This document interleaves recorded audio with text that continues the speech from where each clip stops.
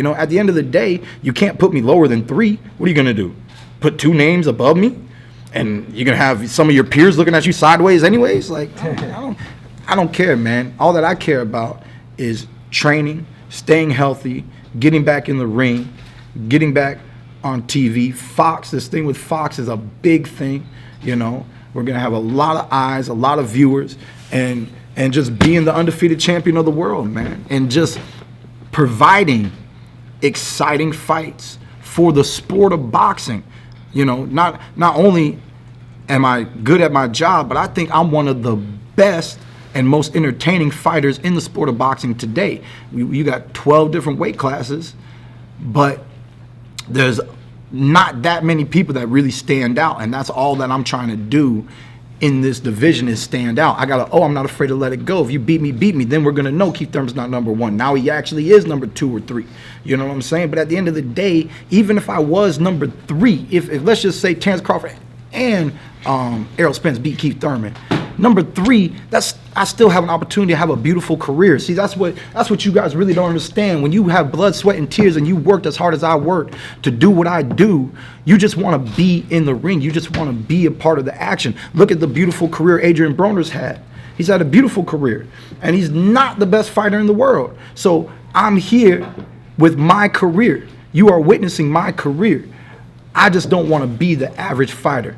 I want to be legendary, and that's what we're trying to do. Keith, when you talk about legendary, you mentioned about Manny Pacquiao. Is that going to be one of, like, let's say, and I don't want to say regret, but one of the letdowns if you never get that fight, knowing that he's still in the game and also with not having Floyd, not having Manny, they're both letdowns to a degree. I mean, I rose to the top of the welterweight division pretty quick, you know, and yet I didn't get a piece of that action, you know, and I really wanted a piece of that action, and I probably was premature at that time, and who knows what happened with that action, but at least I wanted a piece. And so if I can get a piece before Manny gets away, I'm gonna thank God for that, you know what I mean? Because he's a legend. He has a big fan base. It'd be good for my brand notoriety and just another notch on the belt, you know.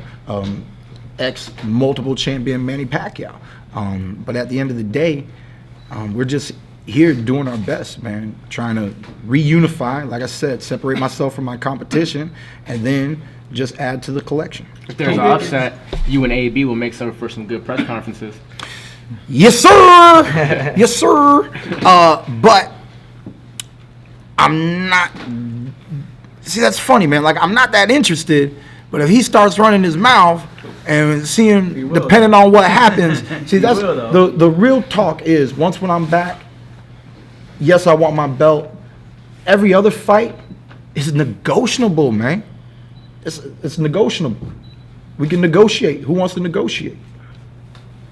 In terms of pound-for-pound status, Mikey Garcia was another fighter who was on the shelf for a while. He said he needed that time off to reflect and actually get back into loving boxing again. Does that process flow through your mind that you can take the same Mikey Garcia route and jump right back in? And did you need that time off? No, I didn't need that time off. I needed that time off because I was injured. You know what I mean? There's a big difference. Yeah. I don't know what made him have his time off. You know what I mean? But my time off was physical. If I was physically prepared, I would not have enjoyed being inactive for that long. I mean, fighting once in a year and then fighting around the next year, that's enough freaking time in itself. You know what I mean? 22 months, that's way too long. If I had options, you know, we didn't have options. So now we're getting back into the ring. Do you think you'll knock Jose out? Personally, like looking at your gut feeling? At the end of the day, the statistics say he doesn't go past the 6th with a puncher, right?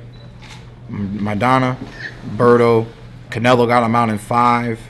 You know, if I want to outshow everybody, I got to do it in 4, you know, or less, you know. But I love his confidence coming into this fight, you know, and he's been through a lot in the sport of boxing. So you got to ask, you know, he knows exactly what it's like to fight punchers and to fight champions of this caliber. Where's that confidence come from? You know, he keeps saying the new trainer, what they're doing, how hard he's prepared for this fight. You know, I think, you know, 15 years of being a pro, he feels like a bottle of wine that he's finally you know, this is the time you're supposed to open up the bottle. This is the time for Jose Cito Lopez to become champion. I'm going to see what kind of Jose Cito Lopez, what kind of opponent I have on the 26th. But, you know, I want to reestablish my skill set, and I want to reestablish some of my power. And I might even have to stop moving. It looks nice. I just love watching them miss. I just love watching them miss. You know what I'm saying? But I might have to take a few to land a few just to get the show over early. You know, we'll see. I mean, and this is one of those kind of fights. It can be that kind of fight, and I'm looking forward to it. So